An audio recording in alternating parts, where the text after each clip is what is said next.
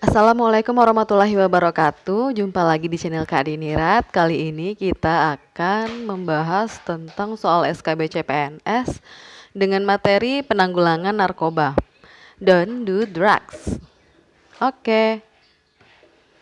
Hai kamu. Jangan lupa subscribe sekarang, karena kalau nggak subscribe, Kak Dini ambil semua makanan kamu. Karena subscribe dari kamu, energi Kak Dini buat bikin video lagi. Udah siap? Let's start.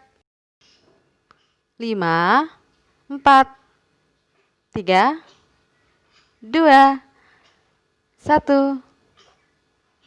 Soal pertama, Undang-Undang tentang Psikotropika yaitu A. Undang-Undang Nomor 1 Tahun 1997, B. Undang-Undang Nomor 2 Tahun 1997, C. Undang-Undang Nomor 3 Tahun 1997, D. Undang-Undang Nomor 4 Tahun 1997, E. Undang-Undang Nomor 5 Tahun 1997. Ingat tahunnya 97 yaitu Undang-Undang Nomor 5. Soal kedua, Undang-Undang tentang narkotika yaitu A. Undang-Undang Nomor 21 Tahun 1997, B. Undang-Undang Nomor 22 Tahun 97, C. Undang-Undang Nomor 23 Tahun 97, D. 2497, E. 2597.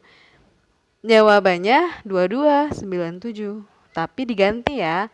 Nah ini dia, pada Oktober 2009 pemerintah telah mengesahkan pengganti undang-undang tentang narkotika yakni A. Undang-Undang Nomor 35 Tahun 2009, B. Undang-Undang Nomor 34 Tahun 2009, C. Undang-Undang Nomor 33 Tahun 2009, D. Undang-Undang Nomor 32 Tahun 2009, E. Undang-Undang Nomor 31 Tahun 2009.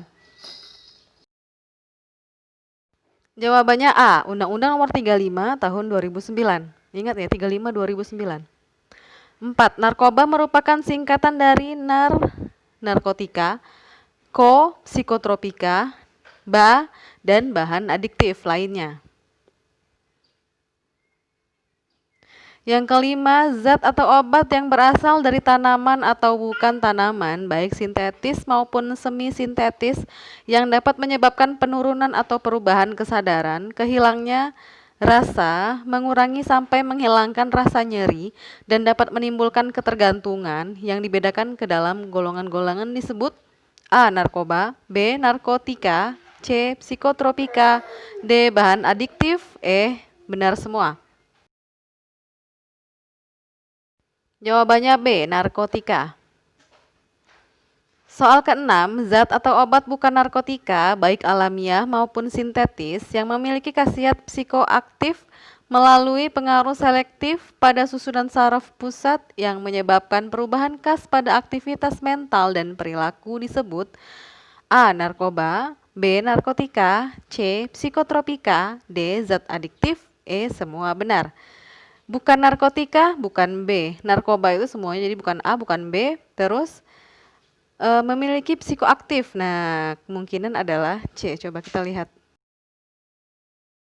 Jawabannya C. Psikotropika. Soal nomor 7, bahan atau zat yang berpengaruh psikoaktif di luar narkotika dan psikotropika. Berarti bukan narkoba, bukan psikotropika, bukan narkotika. Dan dapat menyebabkan kecanduan disebut, kalau nggak ganja berarti bahan adiktif. Ayo, kita lihat. Jawabannya E, bahan adiktif. Keterangan ke-8, nggak usah kakak Dini bikin soal, tapi baca aja sendiri karena ini penting banget semuanya. Jenis-jenis narkoba terdiri dari ganja, heroin, kokain, syabu, ekstasi. Ganja itu gambarnya dikenal juga istilah ganja marijuana, pocimeng, merijen, gele, grassweed. Kalau heroin itu yang putih dikenal juga istilah white smack, putih ya, serbuk putih, medisin ubat, putau. Nah, putau heroin. Terus yang kokain juga agak putih tapi dikenal juga istilah crack, daun koka, yaitu pasta koka. Terus sabu dikenal juga istilah IC, ice, ubas, metapentamin, krista. Terus ekstasi dikenal juga istilah ekstase, kancing, inex, flash, flipper, karena bentuknya kayak kancing dan berwarna-warni atau hammer. Terus yang ke-9, Jenis narkoba yang sering disebut vitamin K atau Fit-K atau KitKat K dan spesial K adalah A. Ketamin, B. Keramin, C. Melamin, piring ya, D. Kermin, E. Benar semua. Jawabannya A. Ketamin. Ketamine. Atau kita main yuk. Ke-10, lem Aikaibon atau solvan merupakan jenis narkoba A. Ermin 5, B. Lysergide, Lysergide, C. Inhalans, D. Halan-halan atau jalan-jalan, E. Shabu. Coba lihat, fix inhaler, inhalan untuk dihisap, berarti lem Aikaibon kan dihisap, jadi inhaler, inhalans. Jadi jawabannya pasti C. Yo C. Soal ke-11, berikut ini merupakan ciri-ciri dari penyalahguna narkoba, kecuali A. Terjadinya perubahan perilaku, B. Prestasi di sekolah atau di tempat kerja turun secara mendadak, C. Banyak utang, D. Pola tidurnya berubah, malam suka begadang dan pagi harinya sulit dibangunkan, E. Selera makan berkurang. Nah, kira-kira apa nih ciri-cirinya ya? Yang utama, tapi kecualinya ya. Kecuali ya jelas lah C, banyak utang, enggak narkoba juga banyak utang orang ya kalau yang mau ngutang, tapi kalau bisa jangan ngutang lah. Terus yang ke-12, berikut ini merupakan modus sindikat dalam peredaran gelap narkoba, yaitu A. Ganja diselipkan pada wortel sayur buatan, B. Syabu diselipkan pada hak sepatu wedges, C. Narkoba dikemas dalam susu balita, D. Kokain dalam papan selancar, E. Semua benar. Jawabannya E. Semua benar. Soal ke-13, bukan soal ya, tapi kalian baca sendiri, yaitu cara sindikat melakukan rekrutmen kepada TKI atau TKW, yaitu yang pertama direkrut secara langsung dan si calon kurir secara sadar mau menjadi kurir dengan segala risikonya, yaitu alasan ekonomi. Yang kedua, direkrut dengan berbagai cara atau pendekatan yang berupa tipu muslihat, diperdaya, dijebak, seperti dipacari dan diajak nikah di luar negeri, tapi kemudian seolah-olah ditunda pernikahannya, dan ketika pulang ke Indonesia dititipi koper berisi narkoba. Yang kedua, diajak jalan-jalan gratis ke luar negeri, tetapi ketika pulang dititipi koper berisi narkoba, sedangkan pihak yang mengajak pulangnya tidak bersamaan. Yang ketiga, diajak kerjasama membangun bisnis di luar negeri setelah hubungan terjalin baik. Kemudian ketika mau pulang dititipi koper isinya narkoba. Yang keempat, dititipi paket berupa kotak dus oleh teman sendiri, ternyata isinya narkoba. Terus seperti dititipi paket berupa kotak dus oleh teman sendiri, ternyata isinya narkoba. Terus dipinjam alamat rumahnya untuk menerima paket, isinya narkoba. Sebagian kurir direkrut berasal dari para TKW atau TKI yang sedang bekerja di luar negeri dan akan pulang ke Indonesia, dan bisa juga TKW atau TKI yang akan pergi di negara tempat dia bekerja ke negara lainnya. Kali ini soal ke-14, berikut ini merupakan dampak narkoba pada pemakai adalah A. Depresan, B. Stimulan, C. Halusinogen, D. Semua benar, E. Semua salah. Jawabannya semua benar.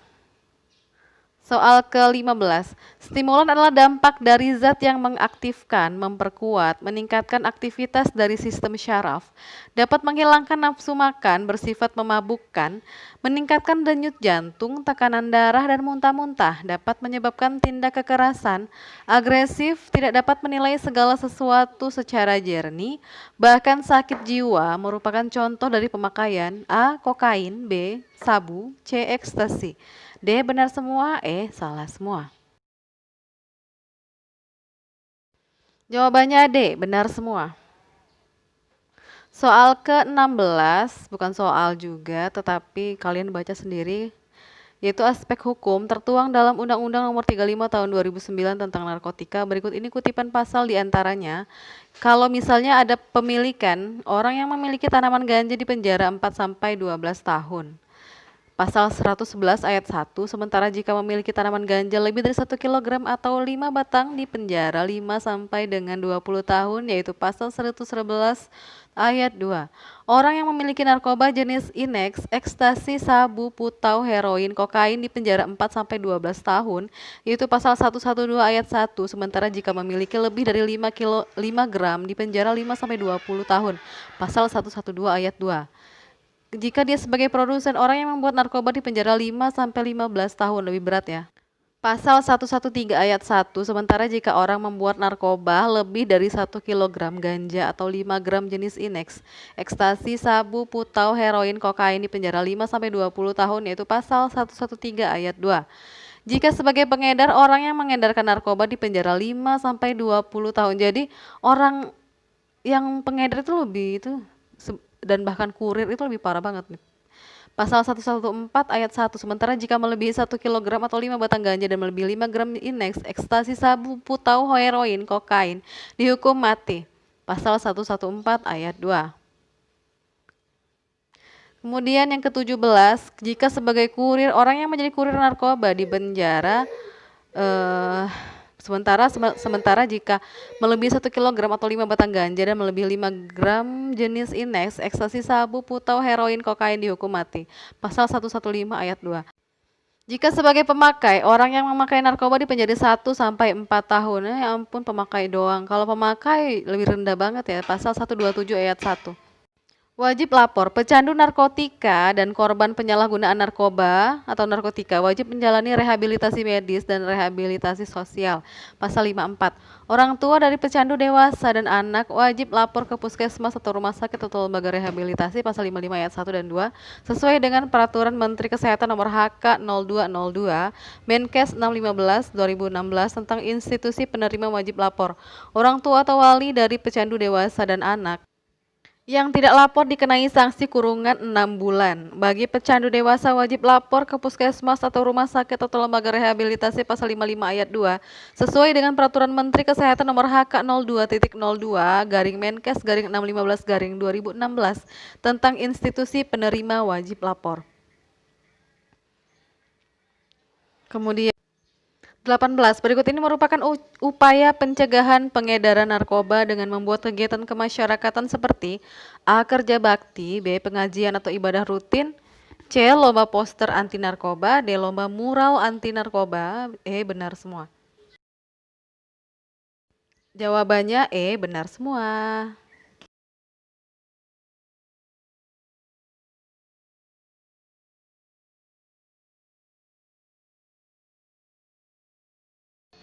Jangan lupa subscribe, like,